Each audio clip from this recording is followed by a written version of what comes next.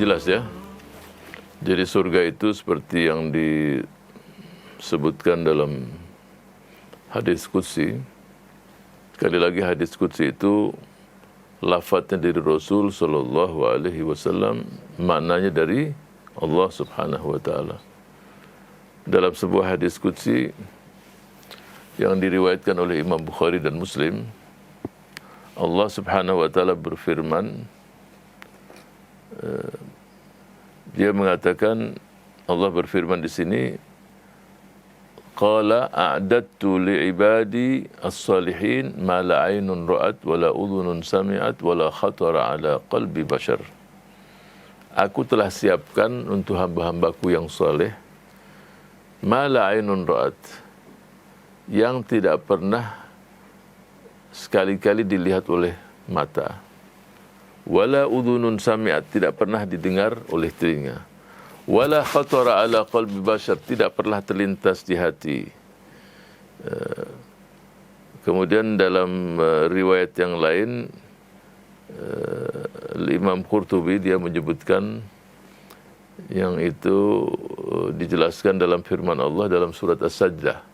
Surat Sajdah itu surat yang ke-32 ayat 17.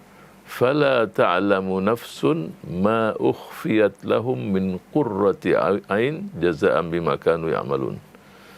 Jadi dalam surat Sajdah itu ini menjelaskan pertanyaan ini sebagai pendahuluan, prolog lah.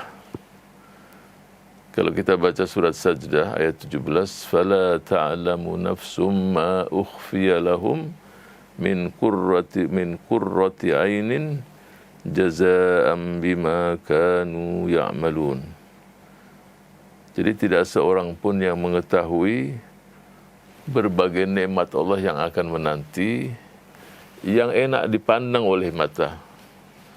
Ya, qurratu ain itu yang enak, pandangan mata itu jadi sejuk, jadi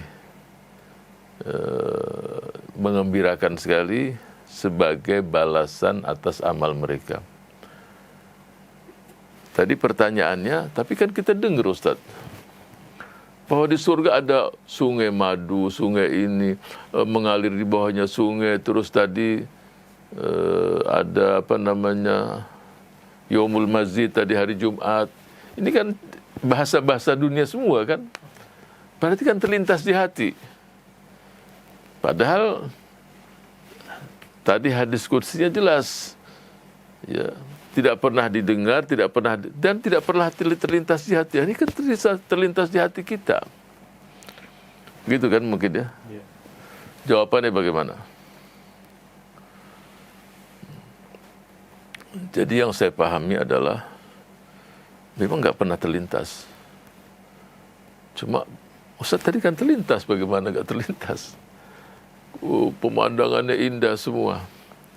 Betul. Pemandangan indah, tapi kita terjadi nggak pernah kita lihat, yang terlintas lain, yang kita pandang lain. Bisa nggak dijelaskan lebih detail lagi mungkin? Saya kasih contoh, mungkin bahasa ini juga kurang pas ya, tapi mungkin salah satu pilihan ya.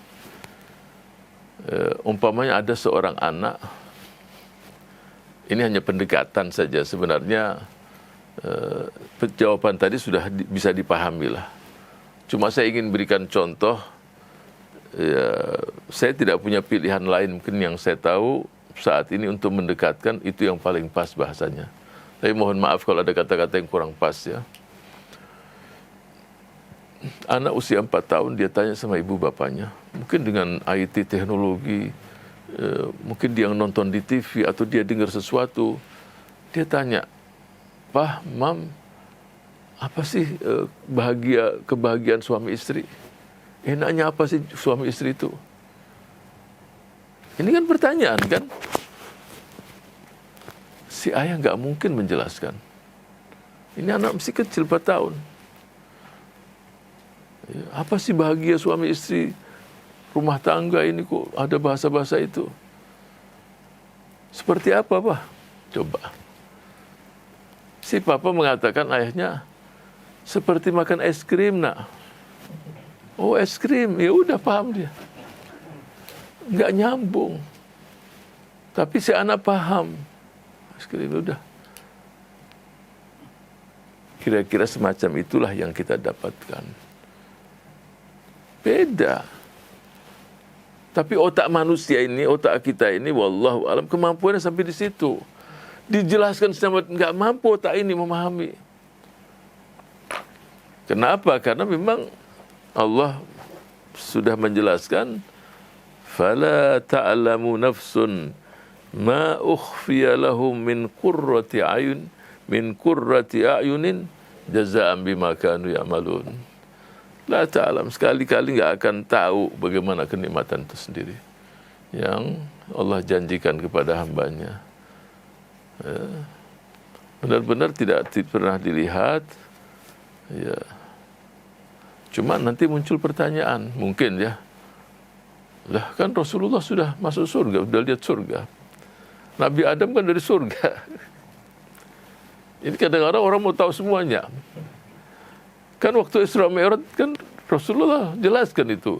Kebanyakan ahlu surga minal fuqara, dan kebanyakan penduduk neraka minan nisa, dari perempuan, kan dijelaskan. Ya. Kan Nabi Adam dari surga, kan dia tahu dalam mana surga. Ya, itu mujmal sebagian saja.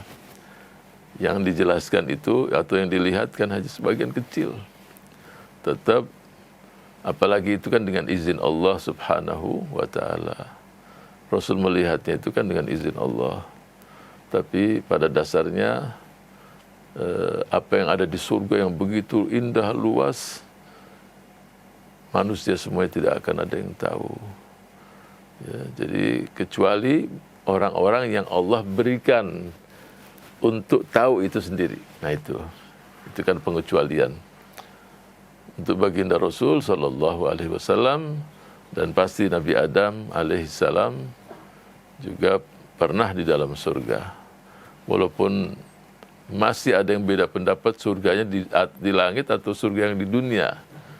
Walaupun madhabul jumhur, ya surga yang itu sendiri yang sudah disiapkan untuk manusia.